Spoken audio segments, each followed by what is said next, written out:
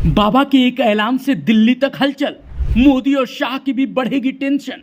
एक तीर से कई निशाने लगाएंगे बाबा। 2029 में सबसे बड़ा चेहरा बन जाएंगे बाबा। आखिर क्या है बाबा की तैयारी? क्यों मोदी और शाह की बढ़ेगी टेंशन? और कैसे इस ऐलान से यूपी में बाबा की हैट्रिक है तय? बताएंगे इस वीडियो में, बने रहिए अंत तक। नमस्कार, आप देख रहे हैं लाइव यूपी न्यूज 24 और मैं हूं लक्ष्मी शंकर मिश्र। अभी तक पीएम नरेंद्र मोदी और आरएसएस प्रमुख मोहन भागवत युवाओं को साधने की कोशिश में जुटे थे। जेन जी और जेन अल्फा को अपने साथ जोड़ने की रणनीति पर काम चल रहा था, लेकिन इसी बीच योगी आदित्यनाथ ने ऐसा दांव चल दिया है कि सियासी गलियारों में हलचल तेज हो गई है। क्योंकि योगी ने सिर्फ युवाओं से संवाद बढ़ाने या उन्हें अपने साथ जोड़ने की कोशिश नहीं की, बल्कि सीधे जेन जी और जेन अल्फा के लिए पूरी यूथ पॉलिसी ही लॉन्च करने का ऐलान कर दिया है। यानी जिस युवा वर्ग को साधने की तैयारी में पीएम मोदी और मोहन भागवत लगे थे, उसी मोर्चे पर योगी आदित्यनाथ ने एक कदम आगे बढ़ाते हुए सीधे पॉलिसी का ऐलान कर दिया है। अब सवाल यह है कि क्या योगी के इस ऐलान ने दिल्ली की सियासत में टेंशन बढ़ा दी है? क्या युवाओं के लिए नई पॉलिसी 2029 की राजनीति का बड़ा कार्ड बनने वाली है? और क्या जेन जी और जेन अल्फा को साधने की इस रेस में योगी आदित्यनाथ, अमित शाह, नरेंद्र मोदी और मोहन भागवत से फिलहाल सबसे आगे निकल गए हैं?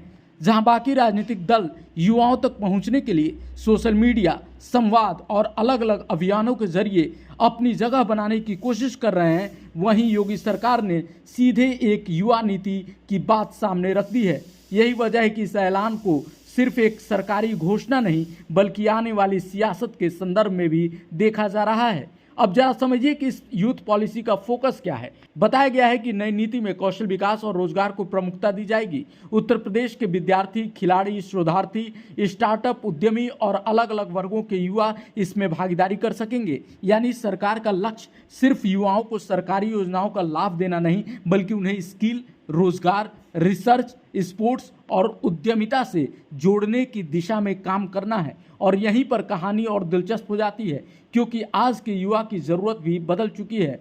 अब यहाँ से बात शुरू होती है उस सियासत की जहाँ 2027 का यूपी चुनाव है तो 2029 का लोकसभा चुनाव।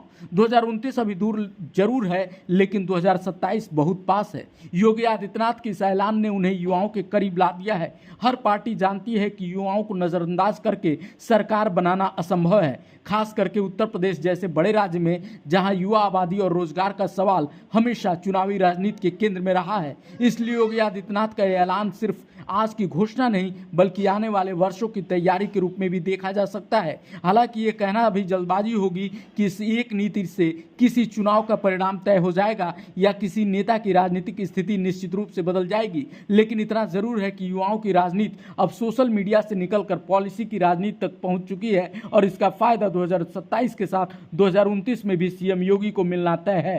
राजनीतिक गलियारों में वैसे भी चर्चा है कि 2027 में अगर योगी आदित्यनाथ यूपी में हैट्रिक लगाते हैं तो उनका कद खुद ब खुद बढ़ जाएगा और 2029 में वे स्वाभाविक रूप से प्रधानमंत्री पद के दावेदार हो जाएंगे। हालांकि ये अटकलें हैं, लेकिन राजनीति में कुछ भी संभव है। अगर ऐसा होता है तो योगी आदित्यनाथ को इस पॉलिसी का जबरदस्त फायदा मिलेगा। वैसे आपको इस पूरे मामले में क्या लगता है, कमेंट में जरूर बताइएगा। मिलते हैं अगले वीडियो में। नमस्कार।